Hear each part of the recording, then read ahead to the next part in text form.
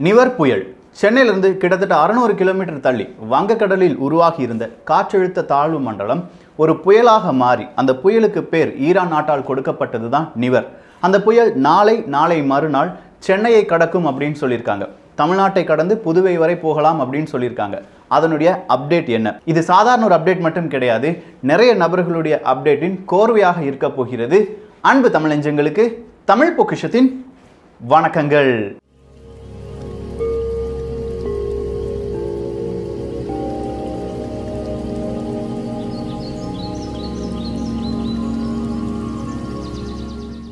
இந்த காற்றழுத்த தாழ்வு மண்டலம் புயல் அப்படிலாம் சொல்லும்போது பெரிய பெரிய நபர்கள் இருக்காங்க, இதை படித்தவங்க, இதுக்காகவே உழைக்கும் நபர்கள்.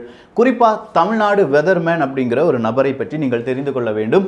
அவருடைய அப்டேட் ஒரு 90% கரெக்டாக இருக்கும். ஸோ அவருடைய ஃபேஸ்புக்காக இருக்கட்டும், நீங்கள் சர்ச் பண்ணி பார்க்க வேண்டியது அவருடைய பெயர் பிரதீப் அப்படிங்கிறது கிடையாது, தமிழ்நாடு வெதர்மேன் அப்படிங்கிற ஒரு பெயரில் சர்ச் பண்ணி பாருங்கள்.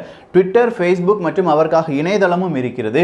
அதில் அப்பப்போ ஒரு அப்டேட் சொல்லிட்டே இருப்பார். ஸோ அவர் சொல்கிறத கொஞ்சமாக நம்ம நம்பலாம். அடுத்ததாக தமிழ்நாட்டினுடைய வானிலை மையம், டிசாஸ்டர் மேனேஜ்மெண்ட்டினுடைய அந்த விதமான அப்டேட்ஸ். ஸோ ஒஃபிஷியல் அப்டேட்ஸை மட்டும் கேளுங்க. நிறைய பேர் ஒஃபிஷியல் அப்டேட் கேட்காம யாரோ சொன்னாங்க அப்படிங்கிறதுக்காக, குறிப்பாக இந்த டெல்டா மாவட்ட பகுதிகள் எல்லாமே நிறைய மரக்கிளைகளை வெட்டி வருவதாக தமிழ்நாடு வெதர்மேனும் அவருடைய ரிப்போர்ட்ல தெரிவிச்சிருக்காங்க.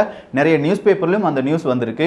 சோ ரூமர்ஸை யாரும் கிளப்பி விடாதீர்கள். இந்த நிவர் அப்படிங்கிற புயல் எப்படி கரையை கடக்க போகிறது அப்படிங்கிறத 3 நாட்களுக்கு முன்பாகவே பல நபர்கள் சொல்லிவிட்டார்கள். ஆனா அப்படி சொல்ல முடியாது. எந்த ஒரு புயலையும் சரி, இல்லாட்டி இயற்கையாக நடக்கும் எந்த ஒரு விஷயத்தையும் சரி அவ்வளவு சுலபமாக கணித்து விட முடியாது. அதுவும் இந்த காற்றழுத்த தாழ்வு மண்டலம், அதே மாதிரி புயல், அதி தீவிர புயல் அப்படின்னு சொல்லும்போது நிமிடத்துக்கு நிமிடம் அதனுடைய வேகம், அதனுடைய திசை, இது எல்லாமே மாறிக்கொண்டிருக்கும். எல்லாரும் பெரிய பெரிய அப்டேட் கொடுக்குறவங்க என்ன சொல்றாங்கன்னா, கடைசி 24 மணி நேரத்துக்கு முன்னாடி தான் இந்த புயல் இந்த வழியாக கடக்கும், இந்த ஒரு ஸ்பீட்ல கடக்கும் அப்படிங்கிறத ஒரு 50% 80% சொல்ல முடியும் அப்படின்னு சொல்லியிருக்காங்க. ஸோ இந்த நிவர் அப்படிங்கிற இந்த புயல் காற்றழுத்த தாழ்வு மண்டலமாக வங்கக்கடலில் தொடங்கியது. அப்படியே கொஞ்சம் கொஞ்சமா தீவிர புயலாக மாறும், அதன் பிறகு அது அதி தீவிர புயலாக மாறும் அப்படிங்கிற ஒரு அறிவிப்பு வந்திருக்கு.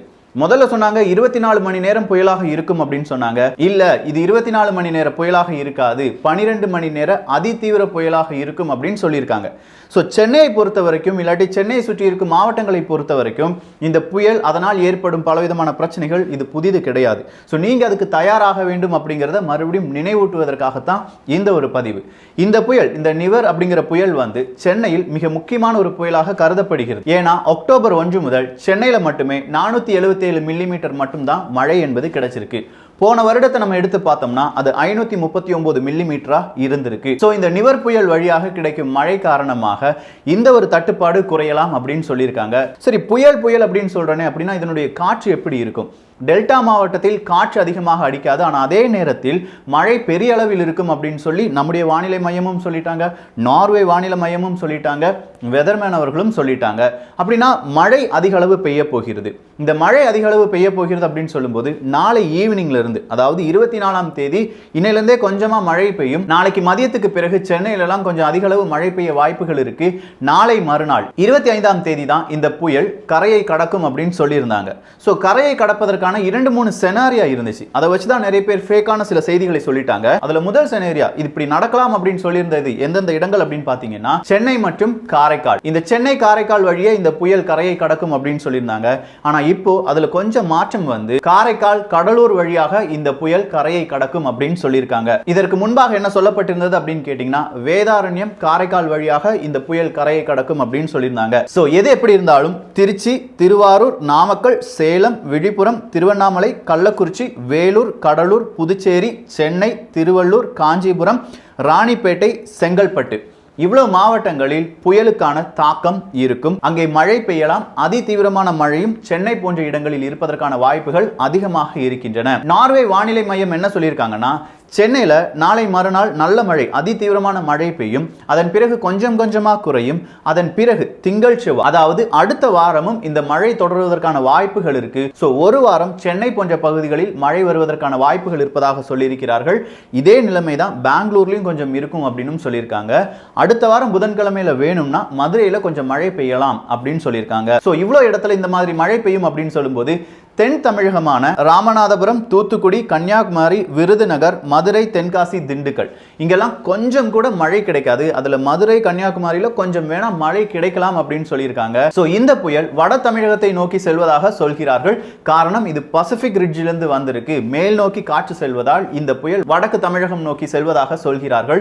பொதுவா எல்லா புயலும் இப்படிதான் இருக்கும், கஜா புயலை தவிர என்பதும் இவர்களுடைய கூற்றாக இருக்கிறது.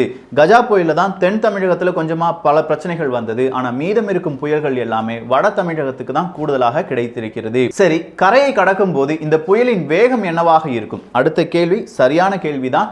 கரையை கடக்கும் போது 130-140 கிலோமீட்டர் ஸ்பீட்ல இருக்கலாம். அட்லீஸ்ட் 80 கிலோமீட்டர் ஸ்பீட்லயாவது இருக்கும் அப்படின்னு சொல்லியிருக்காங்க.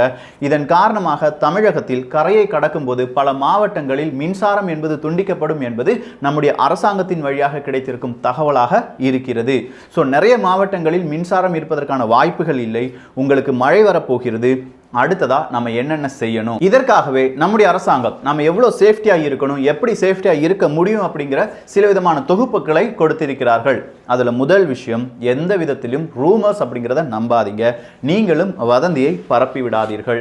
ஒபிஷியல் ரிப்போர்ட் என்ன இருக்கு அப்படிங்கிறத தெளிவா தேடி பாருங்க. ஒபிஷியல் ரிப்போர்ட்டை எப்படி தேடி பார்க்கலாம், எந்தெந்த வெப்சைட்ல போய் பார்க்க வேண்டும் என்பது டெஸ்கிரிப்ஷன்ல போட்டிருக்கேன். வேணும் அப்படிங்கிற நபர்கள் அதை பார்த்துக் கொள்ளுங்கள். அடுத்ததா அவங்க சொல்லியிருப்பது, உங்க மொபைல் போனை சார்ஜ் பண்ணிக்கோங்க என்பதுதான். சோ ஏதாவது ஒரு தகவல் தொடர்புக்கு கண்டிப்பா மொபைல் போன் அப்படிங்கிறது தேவைப்படும். மொபைல் போனை சார்ஜ் போட்டுக்கோங்க. டிவி கொஞ்சமா டிவி நியூஸை பார்த்துக்கோங்க. எந்தெந்த இடத்துல புயல் வந்திருக்கு அப்படிங்கிற அப்டேட் கிடைக்குதான்னு மட்டும் பாருங்க. அதுலயும் நிறைய பேர் நான் தான் ஃபர்ஸ்ட் நியூஸை டெலிகாஸ்ட் பண்ணுவேன் அப்படின்னு சொல்லி பொய்யான தகவல் வருவதற்கான வாய்ப்புகள் இருக்கு. ஸோ எந்த நியூஸ் சேனல் பார்க்குறீங்க அப்படிங்கிறது ரொம்ப இம்பார்ட்டன்ட்.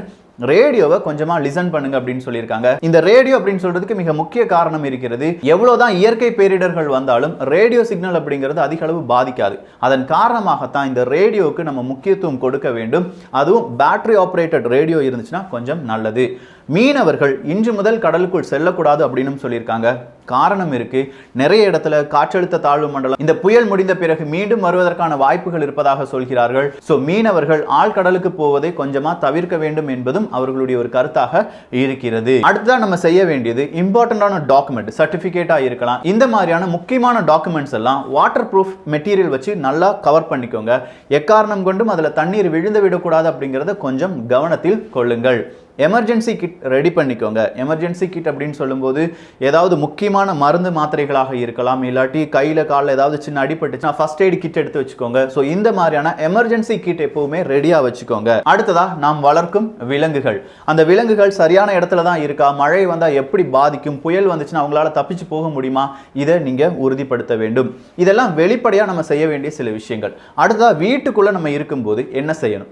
வீட்டுக்குள்ள இருக்கும்போது கதவு, ஜன்னல் இது எல்லாத்தையுமே மூடிருங்க. எக்காரணம் கொண்டும் திறக்க வேண்டாம். புயல் வீசும் போது உங்களுடைய மெயின் சப்ளை இல்லாட்டி கரண்ட் சப்ளை அப்படிங்கறத நீங்களே துண்டிச்சுக்கோங்க. கேஸ் கனெக்ஷன் அப்படிங்கறத கண்டிப்பா ஆஃப் பண்ணி வச்சுக்கோங்க. அடுத்ததா, உங்க வீடு சேஃப்டியா இருக்கா, அந்த கட்டிடம் கரெக்டா இருக்கா, கட்டிடம் உடையும் தருவாயில் இருந்தது என்றால் வேறு இடத்திற்கு இப்போதே செல்வது நல்லது. உணவு, இந்த உணவு அப்படின்னு சொல்லும்போது ட்ரை ஃபுட் அப்படின்னு சொல்லியிருக்காங்க. ஸோ உங்களுக்கு தேவையான அட்லீஸ்ட் ஒரு வாரத்துக்கு தேவையான ஃபுட்டை நீங்க இப்பவே ஸ்டாக் பண்ணி வச்சுக்கோங்க. ஒரு வாரம் அப்படின்னு சொல்றது சென்னை வாசிகளுக்கு மட்டும்தான். ஏன்னா அதிக மழை பெய்யும் அப்படிங்கிற ஒரு காரணத்திற்காக தான். ஒரு வாரம் தேவையில்லை, அட்லீஸ்ட் ஒரு 3 நாட்களுக்கு தேவையான உணவு. ஏன்னா வெளியில போக முடியாது, மழை அதிகமாக இருக்கும். அதன் காரணமாகத்தான் சொல்றோமே தவிர யாரும் பயப்பட வேண்டாம். இதனால பேனிக் ஆக வேண்டாம். பேனிக்காய் ஐயோ நான் போய் உடனே வாங்கணும், வெளியில போகணும் அப்படின்னு சொல்லி யாரும் பயப்பட வேண்டாம். இந்த விதமான சில முன்னெச்சரிக்கை நடவடிக்கைகளை எடுத்துக்கொள்ளுங்கள் என்பதுதான் இதன் வழியாக நாம் தெரிவிப்பது. கடைசியா நம்ம செய்ய வேண்டியது தண்ணீர். தண்ணீர் அப்படின்னு சொல்லும்போது நமக்கு தேவையான குடிநீர் உங்க வீட்டில் இருக்கா அப்படிங்கிறத கொஞ்சமா பார்த்து வச்சுக்கோங்க. இது வீட்டில் இருக்கும்போது வெளியில போகும் நபர்கள், வெளியில இந்த மாதிரி காற்று அதிகமாக இருப்பதால் நிறைய இடத்துல மின்சார வயர் அப்படிங்கிறது கீழே விழுந்திருப்பதற்கான வாய்ப்புகள் இருக்கு. ஸோ அப்படி ஏதாவது டேமேஜ் இருக்கான்னு பார்த்து செல்லுங்கள். மரம் இல்லாட்டி பாலடைஞ்ச கட்டிடங்கள் இங்க எங்கேயும் போய் நிற்க வேண்டாம். பலவிதமான பிரச்சனைகளை அது ஏற்படுத்தும். எவ்வளோ சீக்கிரம் நீங்க வீட்டை விட்டு வெளியில போனீங்கன்னா மறுபடியும் ஒரு சேஃபான இடத்துக்கு போக முடியுமோ, உங்களுடைய வீடோ இல்லாட்டி உங்களுடைய உறவினர்கள் வீடோ ஆஃபீஸோ எங்கேயாவது போகணும்னு நினைச்சீங்கன்னா அங்கே போய் முடிச்சிருங்க.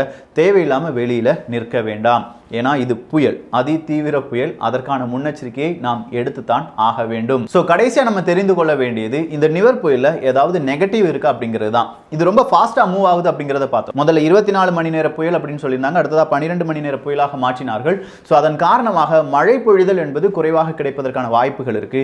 குறிப்பா இது கடலோரம் பக்கமாகவே இருப்பதால் அந்த ஏரியாவில் மட்டும் அதிக அளவு மழை கிடைக்குமோ, நகர்ப்புறங்களில் மழை கிடைக்காமல் போய்விடுமோ அப்படிங்கிற ஒரு அச்சமும் இருக்கிறது. ஸோ ஓவராலா நிவர் புயலை பார்த்து பார்த்து பயப்பட வேண்டாம். ஆனால் முன்னெச்சரிக்கை நடவடிக்கைகளில் ஈடுபடுங்கள். குடும்பம், நாம், நம்முடைய உயிர், நம்முடைய உடைமைகள், இதை பாதுகாக்க வேண்டியது உங்களுடைய கடமை. அரசாங்கம் அவங்களுக்கு தேவையான அளவுக்கு உதவிகளை செய்து வருகிறார்கள். நிறைய நேரத்தில் இந்த எமர்ஜென்சி இப்படி இருக்குப்பா, நீங்க கவனமா இருந்துக்கோங்க அப்படிங்கிற ஒரு எச்சரிக்கை கொடுத்திருக்கிறார்கள். அதையும் மீறி நம்ம வெளியில போய் மாட்டிக்கொள்ள வேண்டாம். குழந்தைகளிடம், இளைஞர்களிடம் கொஞ்சமா சொல்லுங்க, இப்படி வெளியில போக வேண்டாம் அப்படின்னு சொல்லுங்க. ஒரு எச்சரிக்கைக்கான பதிவு தானே தவிர பயம் காட்டும் பதிவு கிடையாது. இதை நீங்க உங்க நண்பர்களிடமும் உங்களுடைய உறவினர்களிடம் கொஞ்சமா சொல்லுங்க. இவ்வளவு செஞ்சிட்டியாப்பா, தண்ணீர் இருக்கா, கேஸ் ஆஃப் பண்ணிட்டீங்களா, மெயின் சுவிட்ச் ஆஃப் பண்ணிருங்க. இந்த மாதிரியான சில விஷயங்களை அவங்க கிட்ட சொல்லும் போது, ஏன்னா இதெல்லாம் சீக்கிரமா நம்ம மறந்துடுவோம், அவங்களும் கொஞ்சம் சேஃபா இருப்பாங்க. சோ நிவர் புயல் எந்தவித பிரச்சனையும் தராமல் மழையை மட்டும் தந்து, தண்ணீரை மட்டும் தந்து அது கரையை கடக்க வேண்டும் என்பதுதான் பலருடைய பிரார்த்தனையாக இருக்கிறது. அப்படியே நடந்தால் நல்லது. இந்த ஒரு காணொளி பற்றி உங்களுடைய கருத்துக்கள் இங்கே வரவேற்கப்படுகின்றன. எல்லோரும் தமிழ் பொக்ஷத்தில் இணைந்திருங்கள். தமிழ் பொக்ஷம் சேனலை சப்ஸ்கிரைப் செய்யாத தோழர்கள், தோழிகள் தயவு செஞ்சு சப்ஸ்கிரைப் பண்ணிக்கோங்க. நல்லதை பகிர்ந்து நல்ல சமுதாயத்தை உருவாக்குவோம். நன்றி, வணக்கம்.